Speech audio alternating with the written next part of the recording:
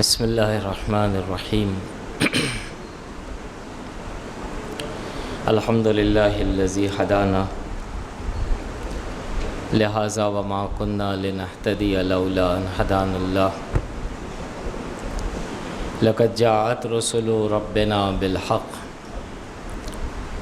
الصلاة والسلام علی رسول الثقلین محبوب رب المغربین والمشرقین جد الحسن والحسین بالقاسم محمد اللہم صل علی محمد ولعنۃ اللہ علی اعدائہم من الآن الی قیام یوم الدین اما بعد فقد قال اللہ سبحانہ تبارک و تعالی فی کتابہ المجید والفرقان الحمید وهو قولہ الحق وهو أصدق القائلين بسم الله الرحمن الرحيم يا أيها الذين آمنوا كتب عليكم الصيام كما كتب على الذين من قبلكم لعلكم تتقون۔ ماہ مبارک رمضان اہل اللہ کو، اہل ایمان کو اس مہینے کی خوشبو بخوبی پہنچ رہی ہے۔ چند دن باقی رہ گئے ہیں، جبکہ رجب کا مہینہ جیسے ہی شروع ہوا نہیں، ماہ مبارک رمضان کی خوشبو پہنچنا شروع ہو جاتی ہے۔ جس اہل ایمان سے بھی دریافت کریں تو وہ بے ساختہ یہی کہے گا کہ شدت سے منتظر ہیں ماہ مبارک رمضان کے۔ یہ شدت سے انتظار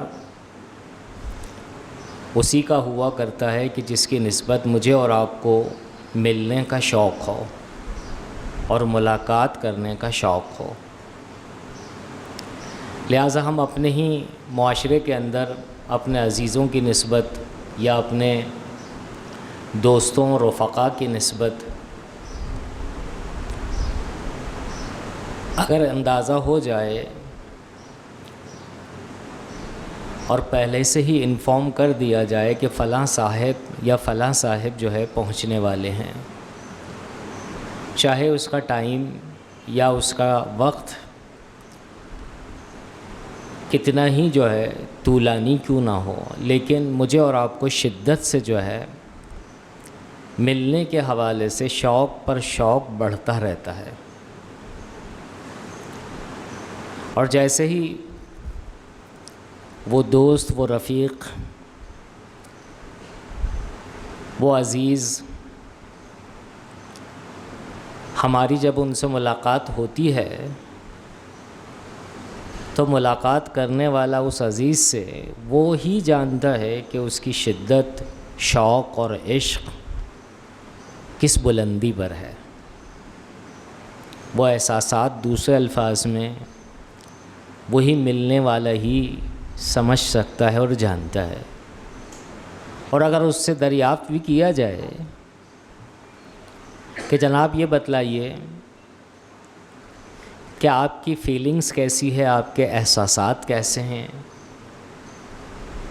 ہرگز الفاظ کے ذریعے سے اس کا احاطہ ممکن نہیں، اس کا بیان ممکن نہیں۔ بس جہاں پر جو ہے بیان کا احاطہ ممکن نہیں، اس عشق کی نسبت اور اس محبت کی نسبت اسے آسان الفاظ میں کہتے ہیں انتہائی عشق۔ یہ ہماری دنیا کے اندر ہے، فزیکلی طور پر، لیکن جب بندگان خدا اپنے رب کی نسبت، اپنے معبود کی نسبت، ملاقات کی نسبت تصور کرتے ہیں تو اس کا عالم عجیب ہے۔ استقبال ماہ مبارک رمضان بہترین نشانی ہے اور دلیل ہے اور علامت۔ اہل دل اس مقام پر کہتے ہیں، بہت غور سے سنیے گا، کہ اولیاء خدا پورے سال جو ہے شدت سے منتظر رہتے ہیں اس ایک مہینے کے، اس لیے کہ اس ایک مہینے میں خصوصی طور پر ان کا گم شدہ اس سے ملاقات کی نسبت انہیں آرزو ہوتی ہے اور امید ہوتی ہے۔ خدا اگرچہ ہماری شہ رگ سے بھی زیادہ نزدیک ہے، لیکن مجھ جیسا انسان اپنے ارادے سے، اپنے اختیار سے کہ جو عطا کردہ ہے اللہ کا، اس ارادے کو کسی اور مقام پر یوز کرتا ہے، اور اس اور مقام کو کہا جاتا ہے خدا کی مرضی کے مقابلے پر۔ اور وہ خدا کی مرضی کے مقابلے پر دو چیزیں ہیں، ایک نفس امارہ، انسانی نفس، اور دوسرا شیطان اور ابلیس۔ جب سے یہ انسان اس دنیا میں ہوش سنبھالتا ہے تو اس کی آنکھیں ظاہری دنیا کو دیکھتی ہیں، اس کے کان ظاہری آوازوں کو سنتے ہیں، دیکھنے اور سننے کے بعد اس کے جو احساسات ہیں وہ بھی ظاہری ہیں۔ مثالیں سامنے کی ہیں، میں اور آپ کھانا کھاتے ہیں، بھوک لگتی ہے، تب جسم پر اگر جو ہے کپڑا جو ہے ڈالنا چاہیں، اس وقت کے جب جو ہے جسم پر کپڑا نہ ہو، رہنے کے لیے سایہ چاہیے، سایہ نہ ہو، تو ہم اس سائے کو جو ہے جب اپنانا چاہتے ہیں تو ظاہر کو دیکھتے ہیں۔ ظاہری جو ہے در و دیوار ہیں، ظاہری چھت ہے، ظاہری کپڑا ہے اور لباس، ظاہری کھانا اور پینا ہے۔ روزانہ 24 گھنٹے دن اور رات گزرتے رہتے ہیں، عمر پر عمر جو ہے گزر رہی ہے، یہاں تک کہ 30 سال، 40 سال، 50 سال، 60 سال۔ اب اس کے بعد اس سے دریافت کیا جائے کہ آپ نے اس دنیا میں کیا پایا اور کیا کھویا، تو وہ ظاہر کی بنیاد کے اوپر مجھے اور آپ کو جواب دے گا۔ کہ جناب کیا عرض کریں، کہ کہیے کچھ، کہ بھائی ہمارے جو ہیں کچھ اعزاء اور اقارب جو ہیں وہ ماشاءاللہ پیسہ اور پائی اور ریل پیر اور چہل پہل، لیکن ہم بیچارے ہیں۔ ان کا کھانا دیکھیں، ہمارا کھانا دیکھیں، ان کا لباس دیکھیں، ہمارا لباس دیکھیں۔ اب کیا عرض کریں آپ سے، کہا اور مزید کہیے، آپ کامیاب ہیں یا ناکام؟ کہا مولانا وہ انڈرسٹوڈ ہے، بہت سامنے کی بات ہے، ناکام ہے۔ احمق ہوگا جو اسے کامیابی کہے گا، ناکام ہی ناکام ہے۔ للہ بتائیے،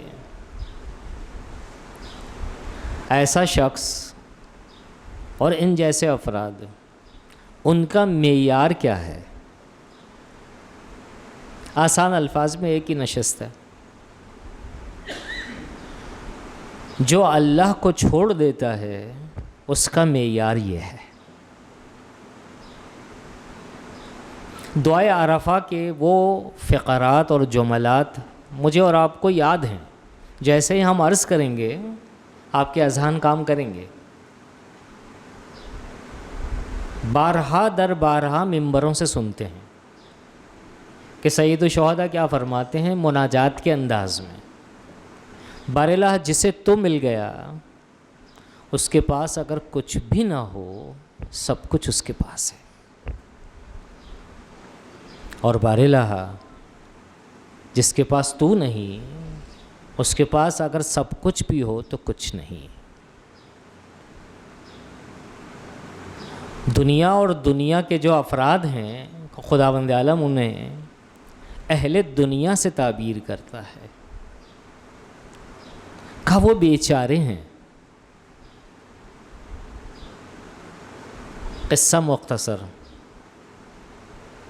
ماہ مبارک رمضان بیچاروں کو باچارہ کرنے کا مہینہ ہے۔ جو بیچارے ہیں ان کو باچارہ کرنے کا جو ہے مہینہ ہے، اور خدا نے یہ اہتمام کیا ہے۔ اور وہ خدا کی ذات کیسی ذات ہے سب جانتے ہیں، صرف ریمائنڈر ہے۔ ماں کی نسبت اولاد اور اس کی ممتا اور محبت، چاہے کتنی بھی عمر پر پہنچ جائے اولاد، اگر ماں زندہ ہے اور اولاد کی تکلیف کا احساس ہو،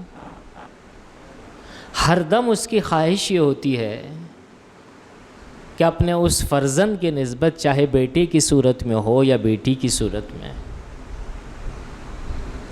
جتنا بھی بن پڑے اس سے اس کی تکلیف کو دور کرنے کے لیے آمادہ ہے، تڑپتی ہے۔ یہ ممتا اور محبت کس نے دی ہے؟ اس ذات نے۔ کہاں سے دی؟ اس نے اپنی رحمت کا عشر عشیر اس ماں کے قلب کے ایک گوشے میں قرار دیا ہے۔ عشر عشیر ہے اور ماں تڑپتی ہے، اور ہم سب کے سب جانتے ہیں۔ تو جب اس کا بندہ خالق کا کہ جس نے ماں کے سینے میں قلب اور قلب کے ایک گوشے میں اپنی رحمت کا جو ہے عشر عشیر قرار دیا ہے، وہ اتنا تڑپتی ہے، تو بندہ اگر جو ہے تکلیف میں ہو تو وہ خالق کیوں کر جو ہے اس کی نسبت احساس نہیں کرے گا؟ قابل غور ہے اور معرفت کا مقام ہے۔ ماہ مبارک رمضان کا استقبال یعنی ماں کی نسبت کس طرح سے اولاد کو محبت ہوتی ہے، ماں کو تو ہوتی ہی ہوتی ہے۔ اگر ماں اور باپ کو رکھیں سامنے تو بچوں کو جو ہے ماں سے زیادہ ملنے کا جو ہے اشتیاق ہوا کرتا ہے، چاہے باپ جو ہے کتنا ہی جو ہے دم کیوں نہ دے دے۔ یہ روز روشن کی طرح واضح ہے۔ مجھے اور آپ کو اگر تکلیف ہوتی ہے تو ہم فوراً کسے پکارتے ہیں؟ ماں، چاہے دنیا میں ہو یا نہ ہو۔ اس بندے کو اگر تکلیف ہوتی ہے نا، چاہے کتنا ہی گناہ گار کیوں نہ ہو، وہ اللہ ضرور کہے گا۔ پورے قرآن مجید کو دیکھ ڈالیں، خود رسول سے جو ہے کہلوایا، کہا پوچھو ان سے، کن سے؟ اہل کفر سے و اہل شرک سے۔ باللہ کیا پوچھیں؟ کہا پوچھو ان سے تمہیں کس نے خلق کیا ہے، کس نے پیدا کیا ہے؟ کہا بے ساختہ کہیں گے اللہ، جبکہ جو ہے پرستش کرتے ہیں بتوں کی، لیکن خلق کرنے والی ذات اور معبود وہی ہے۔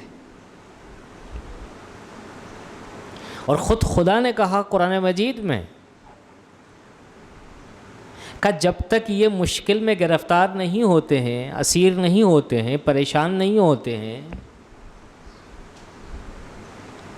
تو میرا تصور نہیں ہوتا ان کے پاس، قرآن میں ہے۔ لیکن جیسے ہی جو ہے مشکل میں گرفتار ہوتے نہیں اور انہیں اندازہ ہوتا ہے یہ مشکل دور ہونے والی نہیں ہے، بے ساختہ میری ذات سے جو ہے وابستہ ہوتے ہیں، دل ہی دل میں۔ یہ دل عزیزان من راستہ ہے خدا تک لے جانے کا، لیکن شرط ہے، اور وہ شرط کیا ہے کہ انسان اگر دل سے خدا کی طرف جائے تو اس شرط کا نام ہے اخلاص اور خلوص۔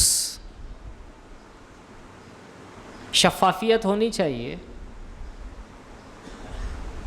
بغیر شفافیت کے اچھا کسی کو ضرورت نہیں ہے بتلانے کی، مجھے اور آپ کو خود احساس ہوتا ہے کہ ہم خالص بھی ہیں کہ نہیں، کسی سے دریافت کرنے کی ضرورت نہیں ہے بتلائیے ہم مخلص ہیں کہ نہیں، یہ خود ایک معرفت کا مقام ہے۔ یہ کون بتلاتا ہے مجھے اور آپ کو کہ ہم خالص ہیں یا خالص نہیں ہیں؟ کہاں سے پتہ چلتا ہے؟ کہاں دور جانے کی ضرورت نہیں ہے، کہ خود تمہاری فطرت جو ہے وہ خدا ہے، تمہاری نیچر جو ہے وہ خدا ہے، تمہاری طبیعت جو ہے وہ خدا ہے، صرف توجہ کی ضرورت ہے۔ 11 مہینے مجھ جیسا انسان بے توجہ اور بے توجہ، عدم توجہ ہی ہے ہی نہیں، توجہ کھانا پینا رہنا سہنا یہی ہے، آل اولاد سب کچھ، لیکن یہ مہینہ جیسے ہی آتا ہے خداوند عالم قلوب کو آمادہ کرتا ہے اپنی ذات کی طرف۔ یقین کریں، اور ضرورت نہیں مجھے آپ سے کہلوانے کی، یہ ماہ رمضان کی پہلی شب نہیں آئے گی، میرا اور آپ کا جو ہے قلب، میرے اور آپ کے احساسات، اس کی نسبت اگر ہم تصور کریں 11 مہینے میں انداز کچھ اور ہے، اس 1 مہینے میں انداز کچھ اور ہے۔ جب یہاں تک بات آ گئی اب سنیں، ہمارا کوئی ارادہ نہیں تھا جو اب کہنے والے ہم۔ ایک ڈاکٹر ہمارے اپنے ہی ہیں لیکن وہ کنورٹڈ ہیں، اہل سنت تھے پہلے، پھر جو ہے مکتب تشیع کو اپنایا انہوں نے، ہیں اس وقت کراچی میں ہیں لیکن تھے باہر۔ وہ کیا کہتے ہیں، ایک دفعہ جو ہے ملاقات ہوئی ہماری ان کے ساتھ، البتہ جو ہے آپ بہت نزدیک ہیں وہ ہم سے، تو وہ کہتے ہیں کہ جو ہے مولانا ماہ رمضان میں جو ہے ہماری فیلنگ عجیب ہے۔ میں نے کہا کیا ہے فیلنگ آپ کی، آپ کے احساسات کیسے ہیں؟ تو انہوں نے کیا کہا ہوگا، وہ کہتے ہیں کہ جو کیا ہے ہمیں جو ہے اس 1 مہینے میں ہر جگہ پر خدا دکھائی دیتا ہے۔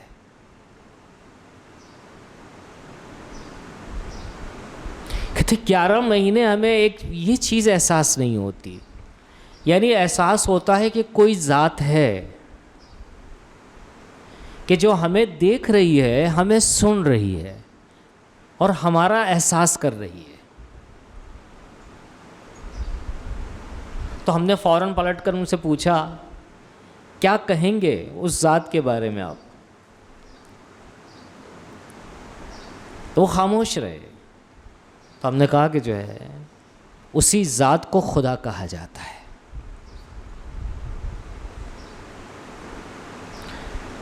خوشا بحال وہ انسان کہ جو اس 1 مہینے کے علاوہ بقیہ مہینوں کے اندر بھی جو ہے خدا کا احساس کرے۔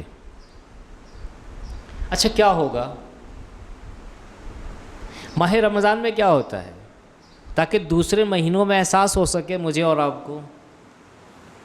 ماہ مبارک رمضان میں عام دنوں میں جو ہم کوئی کام انجام دیتے ہیں کہ جو انجام نہیں دینا چاہیے، اس 1 مہینے میں ہم جو ہے تھوڑا محتاط ہو جاتے ہیں۔ بھائی کیوں محتاط ہوئے آپ؟ کہ نہیں ماہ مبارک رمضان ہے تو کیا ہو گیا؟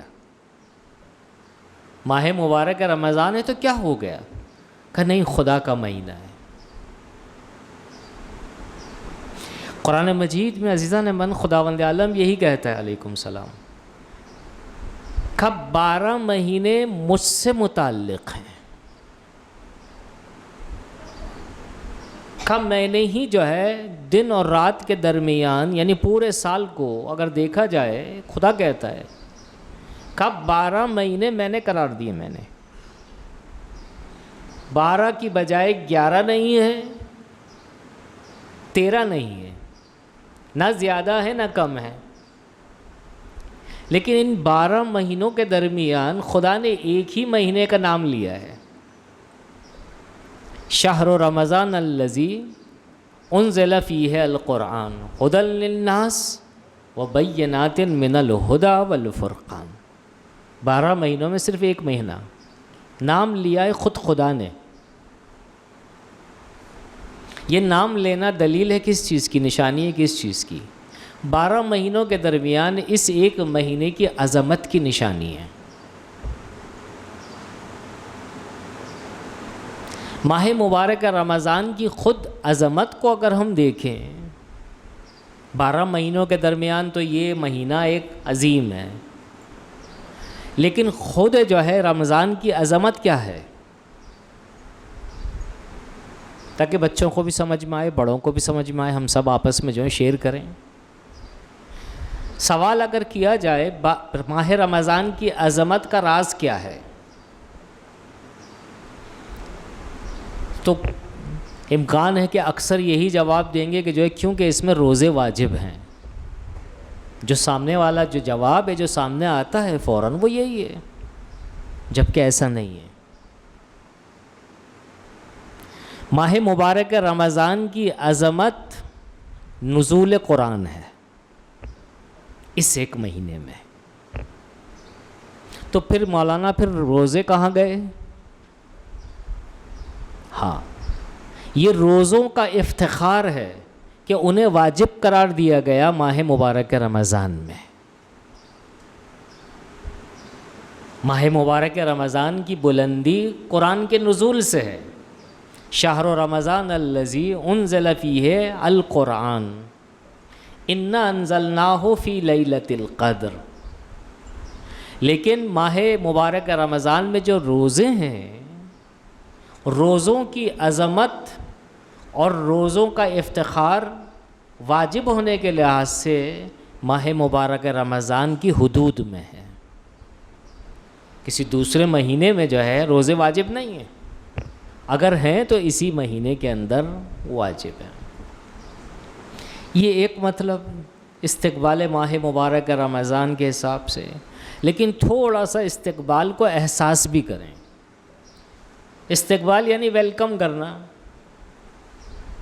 اب سوال یہ ہے، غور سے سنیے گا، زیادہ زحمت نہیں دوں گا میں آپ کو۔ کون کس کا استقبال کرتا ہے؟ اللہ بندوں کا استقبال کرتا ہے یا بندے اللہ کا استقبال کرتے ہیں؟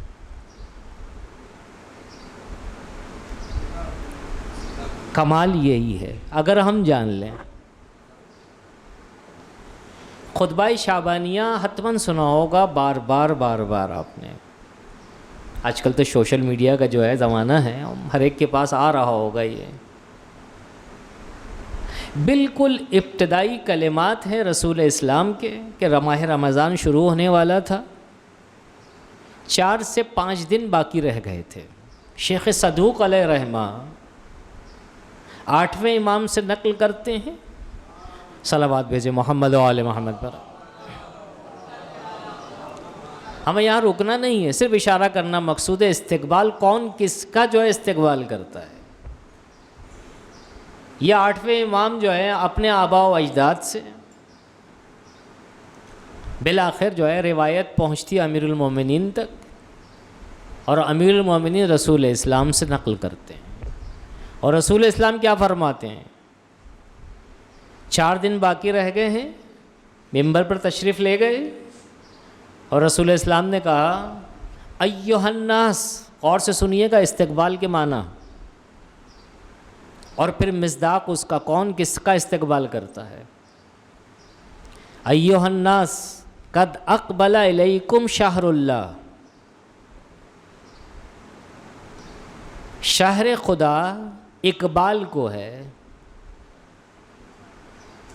لیکن کس طرح سے اقبال کو؟ اقبال سے مراد پیش آمد، جس کا جو ہے آنا ہے۔ استقبال سے مراد یہاں پر یہ کہ وہ تم نہیں آتے بلکہ وہ آ رہا ہے۔ قد اقبل الیکم، آپ میں سے جو عربی زبان سے واقف ہوں وہ بخوبی اس کی چاشنی و لطافت سے آشنا ہوں گے کہ تم پیش قدم نہیں ہو، اللہ کا مہینہ پیش قدم ہے۔ قد اقبل الیکم شہر اللہ، اللہ کا مہینہ تمہاری جانب پیش قدم ہے۔ یا رسول اللہ، کس طرح سے آ رہا ہے وہ؟ بالبرکت والرحمت والمغفرہ۔ بس یہاں رکیں گے، اور بہت ہوشیاری کے ساتھ اور توجہ کے ساتھ۔ کہ اللہ کا مہینہ پیش قدم ہے، تنہا نہیں آ رہا، 3 ساتھیوں کے ساتھ آ رہا ہے۔ اس لیے کہ خدا نے جو ہے اپنے مہینے کو اپنی نمائندگی دی ہے۔ 3 ساتھیوں کے ساتھ جاؤ، میرے بندوں کا استقبال کرو، ان کی میزبانی کا جو ہے شرف حاصل کرو۔ اس لیے کہ بعد میں دعوت کا تذکرہ ہے، خطبے میں طولانی ترین خطبہ ہے۔ وہ 3 دوست کون سے ہیں؟ ایک برکت، دوسرے مغفرت، اور تیسرے رحمت۔ اور ڈیپ میں جائیں، خدا نے 3 ساتھیوں کے ساتھ اس رمضان کے مہینے کو بھیجا ہے۔ ہاں، اب غور سے سنیے گا، کتنے دن ماہ مبارک رمضان کے؟ 30 دن یا 29 دن۔ اس کے بعد یہ مہینہ واپسی کو ہے۔ خب یہ مہینہ سوال تنہا واپس جاتا ہے یا 3 ساتھیوں کو بھی لے کر جاتا ہے؟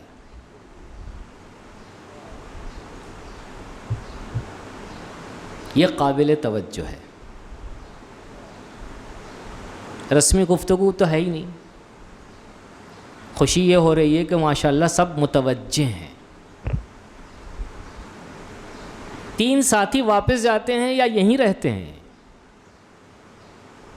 تو یاد رکھیے گا عزیزان من، ماہ مبارک رمضان جو ہے واپس جاتا ہے ان 3 ساتھیوں کو چھوڑ کر،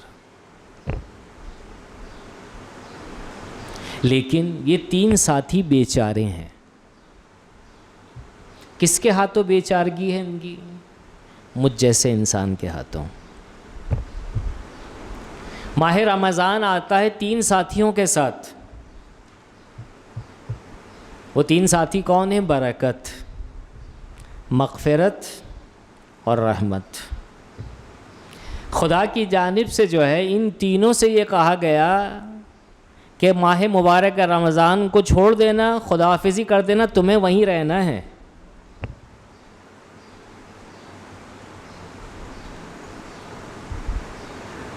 برکت، میں اور آپ اپنی زندگی کو اگر ملاحظہ کریں تو ہمیشہ ہائے اور واویلا ہے۔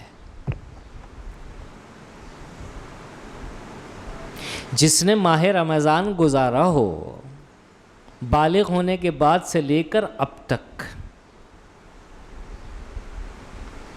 برکتیں ہی برکتیں ہیں۔ ہاں، اس کے بعد تو پھر جو ہے شکوہ اور شکایت نہیں ہونا چاہیے نا۔ پھر کیوں مجھ جیسا انسان جو ہے شکوہ اور شکایت کرتا ہے اور کمپلین کرتا ہے؟ برکت کے ساتھ رحمت، اور وہ ایسا شامیانہ ہے کہ جس کے سر پر آ جائے وہ کبھی بھی جو ہے بے چین نہیں ہوگا، وہ پریشان نہیں ہوگا۔ لیکن ملاحظہ کریں، آل اولاد پیسہ پائی سب کچھ ہے، مگر اور مگر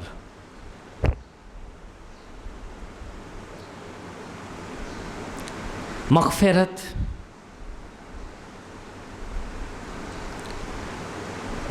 کس کے ساتھ ہوتی ہے؟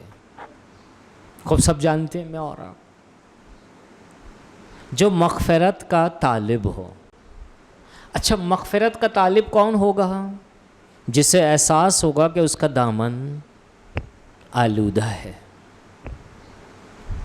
لیکن میری حرکات اور سکنات اور میرے کام اور ایکشن ایسے ہیں کہ میرا دامن تو پاک ہے، پاک ہے۔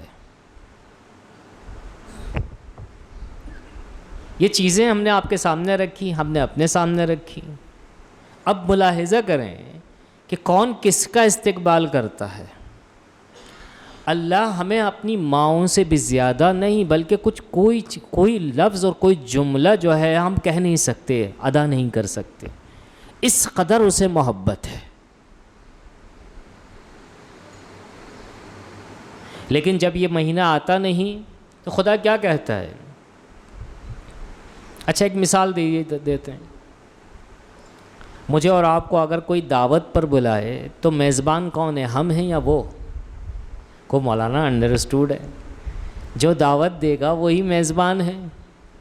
خوب جب ہم اس کے گھر جائیں گے تو لامالا وہ ہمارا استقبال کرے گا، ہم تو نہیں کریں گے نا، انڈرسٹوڈ ہے۔ خدا کیا کہتا ہے؟ یہ جو مہینہ میں نے 3 ساتھیوں کے ساتھ روانہ کیا ہے نا، رسول اسلام اس کے بعد کیا کہتے ہیں؟ ہوا شہر دعیتم فیہ الی ضیافت اللہ۔ کیا جانتے ہو اے میرے امتیوں، یہ مہینہ کیسا مہینہ ہے؟ ہوا شہر دعیتم فیہ الی ضیافت اللہ۔ ضیافت کس کو کہتے ہیں؟ مہمان نوازی کو، کہ جہاں پر میزبان عظیم ہو، اور اس کی عظمت کا اندازہ یہ اس وقت کیا جا سکتا ہے کہ جب جو ہے خندہ پیشانی کے ساتھ بغیر کسی بل کے ہمارا اور آپ کا استقبال کرے اور ویلکم کرے۔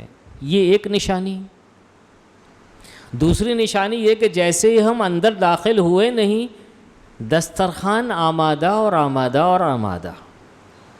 تیسری نشانی، ایک ڈش نہیں ہے، ایک سے زیادہ ڈشیں ہیں۔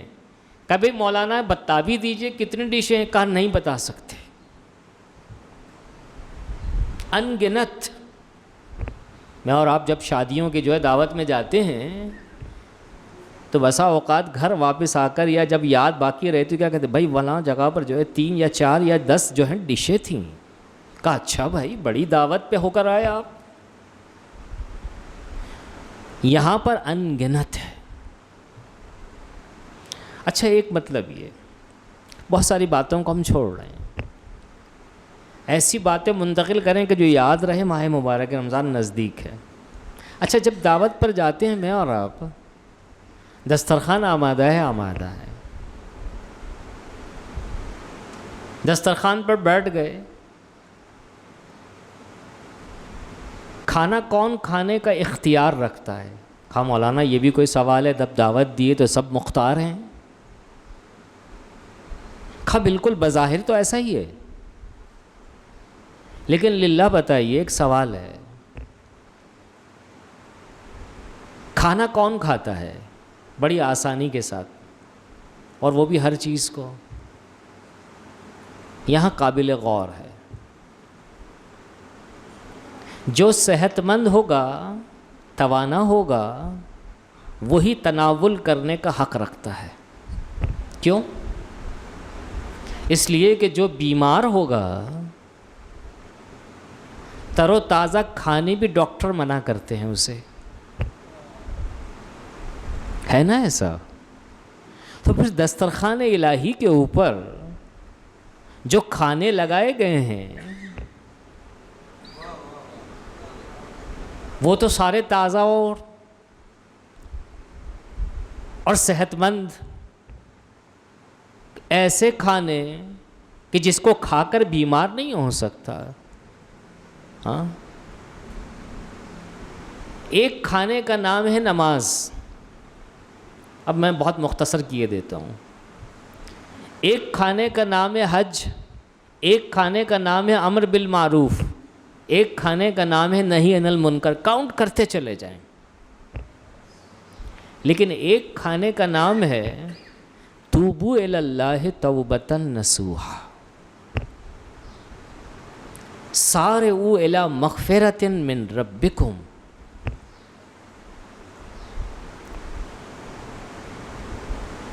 کون توبہ کرتا ہے اور کس سے کہا جاتا ہے؟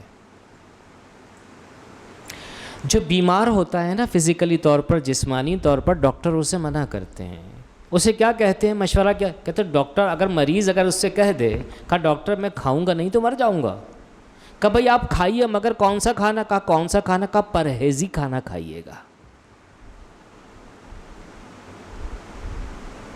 جسم کا بیمار انسان، اس کے لیے پرہیز کیا ہے؟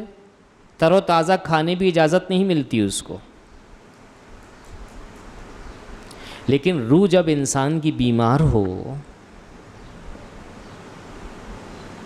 تو اس کے لیے کھانا کون سا تجویز خداوند عالم کرتا ہے؟ کہا بالکل دسترخوان پر میں نے خود انوائٹ کیا ہے، لیکن تمہیں کہاں سے شروع کرنا ہے؟ تمہیں استغفار اور توبہ سے شروع کرنا ہے۔ کہ جب توبہ اور استغفار سے شروع کرو گے نا تو یہ جو نماز ہے نا، کھانا، اس میں تمہیں لذت محسوس ہوگی۔ اب تک تم نے نمازیں پڑھی، تمہیں مزہ آیا؟ کہ بھائی نماز پڑھتے ہیں مگر مزہ نہیں آتا۔ لوگ حج پر ہو کر آ جاتے ہیں، حج سے حج پر جاتے ہیں جیسے ہی ویسے ہی واپس آتے ہیں۔ للہ بتائیے، آپس میں نہ سمجھیں، درس ہو رہا ہے، آپس میں گفتگو ہو رہی ہے، جیسے گئے تھے ویسے ہی واپس پلٹے ہیں۔ ڈاکٹر کے پاس اگر میں جاؤں اور یا آپ جائیے اور ویسے ہی واپس پلٹ کر آ جائیں تو للہ بتائیے، آپ تو مستثنیٰ ہیں، آپ ویسے واپس نہیں پلٹیں گے، مجھ سے کہا جائے گا احمق ہیں آپ، دیوانے ہیں آپ۔ ڈاکٹر کے پاس گئے، نسخہ دیا، نسخے کو یوز کیوں نہیں کیا؟ هو شہر دعیتم فیہ الی ضیافۃ اللہ، یہ ایک مطلب۔ اب آئیے بچوں کے لیے، لیکن سب کے لیے، ماہ مبارک رمضان کو رمضان کیوں کہا جاتا ہے؟ بہت ساری میننگز ہیں اس کی، لیکن ہمیشہ یاد رکھنے کے لیے ایک میننگ یہ ہے کہ ماہ مبارک رمضان کو کہاں سے لیا گیا ہے، کیوں ماہ رمضان کو رمضان کہا جاتا ہے؟ کہا گرمیوں کے بعد عام طور پر بارشیں ہوتی ہیں، گرمی جب ٹوٹ کر ہوتی ہے تو بارشیں بھی ٹوٹ کر برستی ہیں۔ کیوں؟ وہ بارشیں جو ہے اس گرمی کو لے جاتی ہے۔ رمضان کی ایک معنی یہ ہے، شدت سے گرمی اور بے حالی،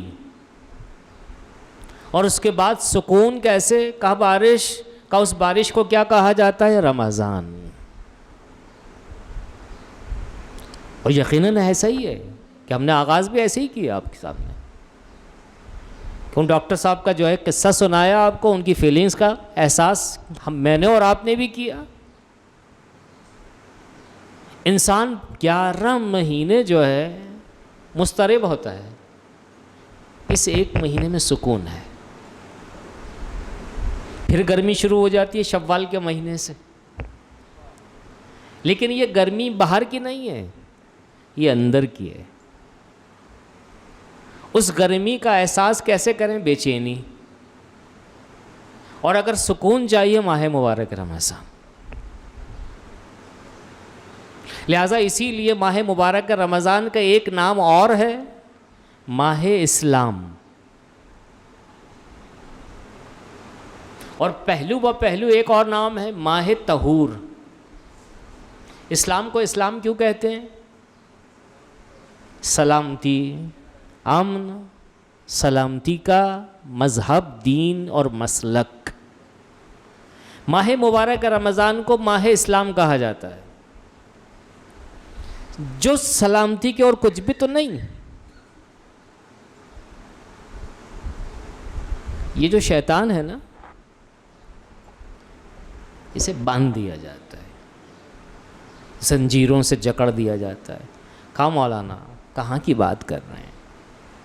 ماہ مبارک رمضان میں تو شیطان آزاد ہوتا ہے کہ نہیں؟ یعنی آسان الفاظ میں، عام دنوں میں تو جو ہے انسان گمراہی کا شکار ہوتا ہے، لیکن ماہ مبارک رمضان میں جو ہے بڑے مصادیق دکھائی دیتے ہیں. تو پھر یہ شیطان کو جو جھکڑنے والی روایت ہے وہ کہاں گئی؟ جبکہ یہ روایت یاد رکھیں اوتھینٹک ہے، معتبر ہے، مستند ہے. کس طرح سے اس کو حل کریں؟ اگر وہ جکڑ لیا گیا ہے تو پھر انسان کو گناہ نہیں کرنا چاہیے نا. کسی بھی انسان کو میں اور آپ گناہ کرتے ہوئے نہیں پائیں گے. اگر وہ جکڑ لیا گیا ہے تو راز کیا ہے اس کا؟ تو ایک چھوٹی سی مثال جو اردو ادبیات میں محاورات کے درمیان جو ہے میں اور آپ استعمال کرتے ہیں، وہ کیا ہے؟ آ بیل مجھے مار.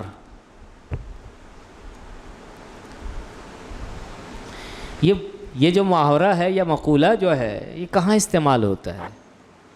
وہ اسی مقام پر ہوتا ہے استعمال.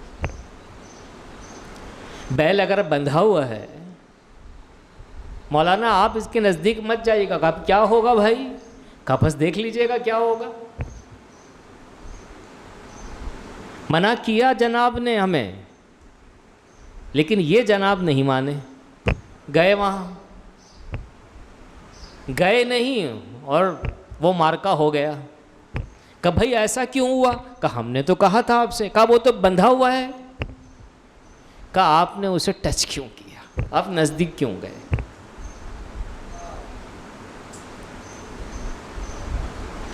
میں اور آپ عزیزان من، یہ ایک مثال تھی، ایک تمثیل تھی جو میں نے دی آپ کو، لیکن ریالٹی کی بنیاد کے اوپر، حقیقت کی بنیاد کے اوپر ہے ایسا ہی. کہا مولانا کہنا کیا چاہ رہے ہیں؟ کہا خداوند عالم نے بھرپور انداز میں ساتھ دینے کا اس ایک مہینے میں وعدہ کیا ہے. کیا تم شیطان کے ہاتھوں جو ہیں بیچارے ہو نا، تو صحیح میں اسے باندھے دیتا ہوں. باندھ دیا. کہا خبردار اس سے نزدیک مت ہونا.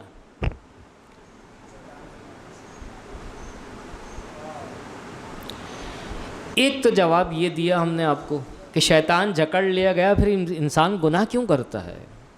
دوسرا جو جواب ہے، آج کل تو شاید بچوں کے پاس وہ چیز نہیں ہے، مگر یہ کہ جو کیا اس کو دکھایا جا سکتا ہے بچوں کو بھی.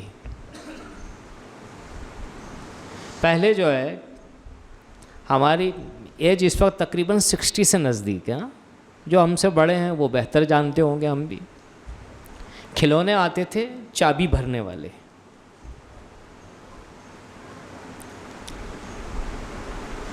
چابی بھر دی گئی اس کو. اب وہ بچے چھوٹے کہتے ہیں بابا یہ چل کیسے رہا ہے، اچھل کیسے رہا ہے یہ؟ کہا بھائی بے خبری ہے تمہاری. کہا اسے چابی بھر دی گئی ہے. 11 مہینے جو ہے ابلیس جو کیا ہے مجھ اور آپ پر کام کرتا ہے. اتنا کام کیا. کہا باراللہ کوئی مسئلہ نہیں، مجھے اسیر کر لے، میں نے چابی بھر دی ہے اس کو، اب میری ضرورت نہیں ہے. مجھے اور آپ کو شیطان کے وسوسوں اور اشاروں سے جو ہے بچنا ہوگا. خدا نے اپنا کام کیا ہے. اچھا کیسے بچتے ہیں پھر ہم میں اور آپ؟ خدا کہتا ہے بھوکے اور پیاسے رہو. کہا یہ بھوک اور پیاس کیا کرتی ہے؟ کہا جب تمہارا جسم اور تمہارا شکم جو ہے بھرا ہوا ہوتا ہے نا، تو تمہیں جو کیا ہے طغیانی جو ہے تمہارے وجود میں آتی ہے. کہا اس شکم کو خالی کرو. مولا کائنات علی ابن ابی طالب علیہ السلام گوہر فرمان ہے، لا تمیت القلوب بکثرت العقل والشرب. بہت ہی عمدہ کہ ہرگز اپنے دل کو مردہ قرار مت دو، اسے مارو مت. کہے مولا کس طرح سے ہم ماریں گے اپنے قلب کو، کس طرح سے مردہ کریں گے؟ کہا زیادہ کھا کر اور زیادہ پی کر. اور پھر جو ہے مولا نے آگے مثال دی، کیوں کر ایک کسان کاشتکار زمین کا سینہ چاک کر کے بیج ڈالتا ہے کسی بھی فصل کا،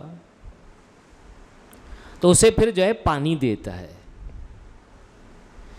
کہ اگر یہ کسان جو ہے زیادہ پانی دے دے تو وہ پروان نہیں چڑھے گا، وہ وہیں مر جائے گا. کہ انسانی قلب کا یہی عالم ہے، زیادہ اگر کھانا اور پینا دو گے یہ قلب جو ہے مردہ ہو جائے گا. ماہ مبارک رمضان انسان کم کھاتا ہے، کم پیتا ہے، دل زندہ ہوتا ہے. لیکن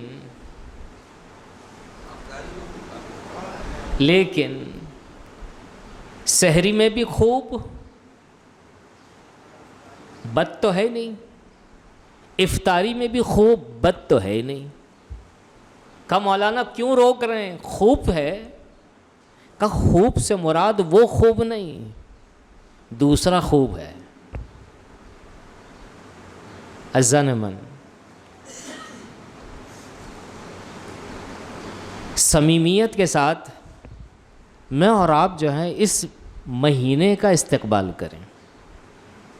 کیا ہوگا اس میں؟ ایک مہینہ اگر گزرے گا تو اس کے بعد نتائج تو ہونے چاہیے نا کچھ. آیت الکرسی سب کو یاد ہے. اگر آپ لوگ ہمارے ساتھ ہیں بلند آواز سے صلوات بھیجیں محمد و آل محمد.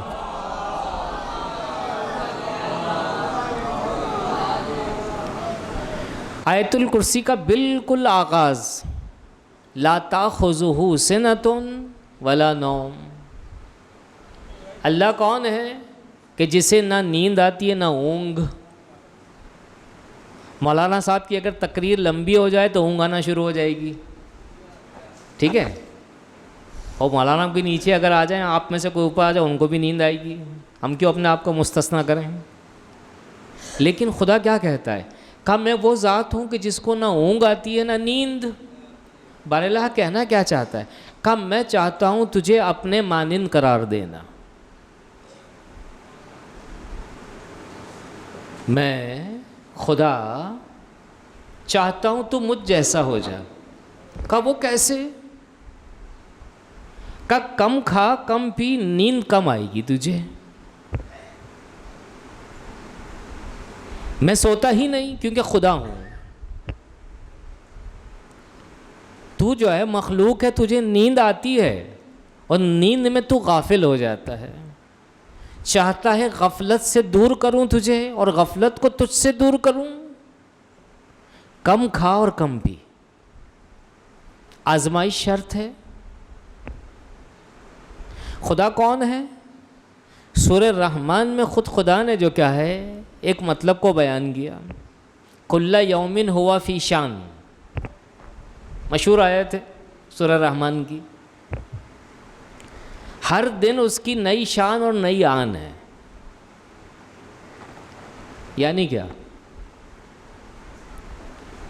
میں اور آپ اگر سو جائیں تو کوئی کام کر سکتے ہیں؟ کہا مولانا جو سویا ہوا ہوگا وہ کھویا ہوا ہوگا، کوئی کیا کام کرے گا؟ وہ گمشدہ ہے، وہ بے حال ہے. خدا کیا کہتا ہے سورہ آیت الکرسی کے اندر جو سورہ بقرہ کا حصہ ہے؟ لا تاخذہ سنۃ ولا نوم. اسے نیند نہیں آتی، اسے اونگ نہیں آتی. وہ ذات وہ ہے.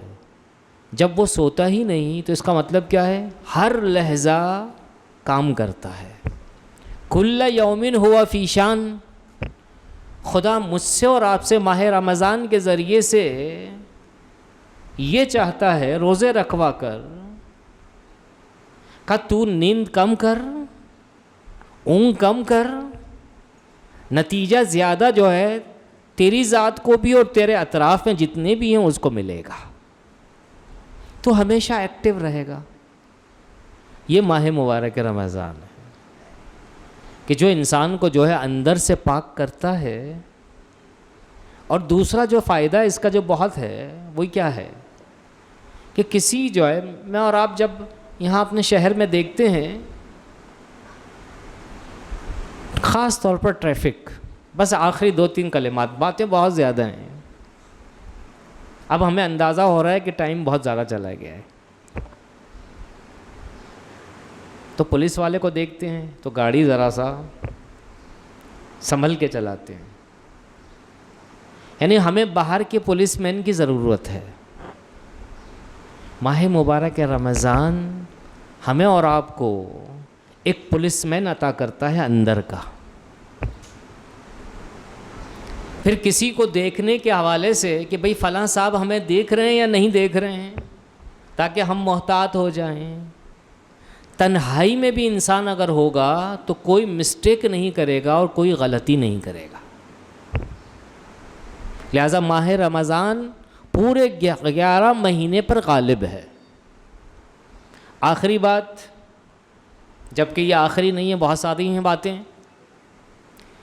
یہ جو خاص طور پر بینک ہیں، بینک دسمبر میں بند ہوتا ہے نا، بینک عام طور پر کلوزنگ کا مہینہ کہلاتا ہے، کلوزنگ کا مہینہ،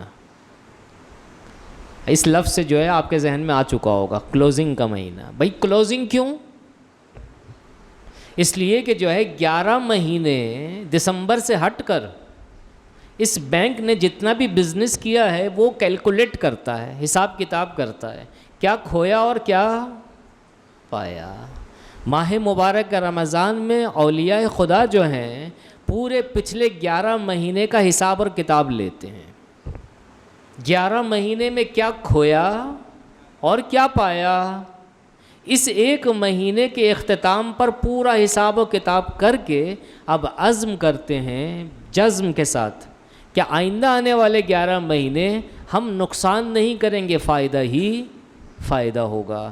صلوات بھیجے محمد و آل محمد پر۔